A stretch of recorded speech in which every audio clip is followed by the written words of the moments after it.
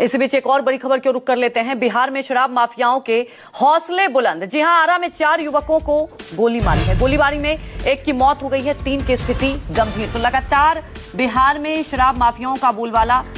आप ये समझिए कि 4 युवकों को गोली मार दी जाती है बेखौफ तरीके से। इनमें एक की मौत हो गई है, 3 की स्थिति गंभीर बताई जा रही है।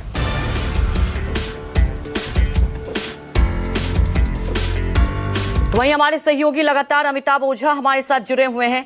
अमिताभ, अगर बात की जाए यहाँ पर शराब माफियाओं का जो दबदबा और जो आप देखते हैं कि जो गुंडागर्दी चलती है, कई बार आपने खबर भी दिखाई होगी, लेकिन सवाल ये उठता है कि कोई सख्त एक्शन ऐसा नहीं लिया जाता, कोई ऐसा एग्जाम्पल सेट नहीं होता। आखिर कानून व्यवस्था की बात की जाए, वो धरातल पर तो दिखाई नहीं देती।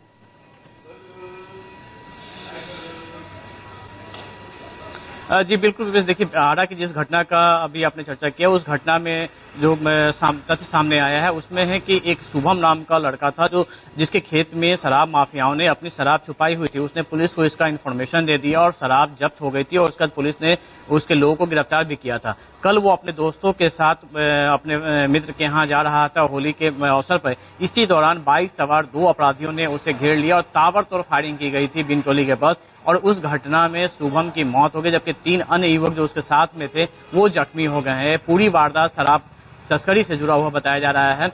लेकिन और सबकी दूसरी घटना एक आरा में ही कल ही हुई थी, उसमें भी बताया जा रहा है कि कुछ दिन पहले उसका एक युवक से झंझट हुआ, विवाद हुआ था और उसी विवाद के चलते उसे गोली मारी गई है, उसकी भी मौत हो गई। तो ये तमाम घटनाएं देखिए होली के दौरान ज्यादातर जो घटनाएं आ रही हैं उसमें ये सामने आ रहा है कि कहीं ना कहीं इसका लिंक शराब माफियाओं से रहा है, शराब के कारोबार से रहा है। क्योंकि कल अगर हम मुंगेर की घटना को भी देखें तो वहां भी जो रणवीर यादव और गुड्डू यादव वो शराब कारोबार से जुड़े हुए थे और उसकी सूचना पुलिस को मिली थी और पुलिस वहां पे मौके पे पहुंची थी तो उससे हमले हो गए थे। जबकि शेखपुरा में भी एक घटना घटी है, वहां भी होली के दौरान शराब पीने को लेकर ही विवाद हुआ था जिसमें 2 गुटों में काफी झड़प हुई थी और उसके बाद वहां भी गोलीबारी की घटना घटी थी और 2 लोग जख्मी हो गए थे। तो ये शराब माफिया, देखिए पुलिस का सारा ध्यान जो चल रहा है वो चलता है शराब माफिया हो या फिर बालू कारोबारी हो, इन चलते जो रेगुलर जो क्राइम के रूटीन क्राइम के जो घटनाएं होती हैं उनको फोकस नहीं करती, उनके अपराधी को नहीं पकड़ती। नतीजा ये निकलता है कि जो छोटे मोटे अपराध के जो दायरे हैं वो लगातार बढ़ते जा रहे हैं और शराब से जुड़ा हुआ विवाद निश्चित तौर पे जहां भी गोलियां चलती हैं या फिर हत्या, देखिए एक तरफ शराबबंदी लागू है लेकिन शराब माफियाओं का बोलबाला दिखाई देता है।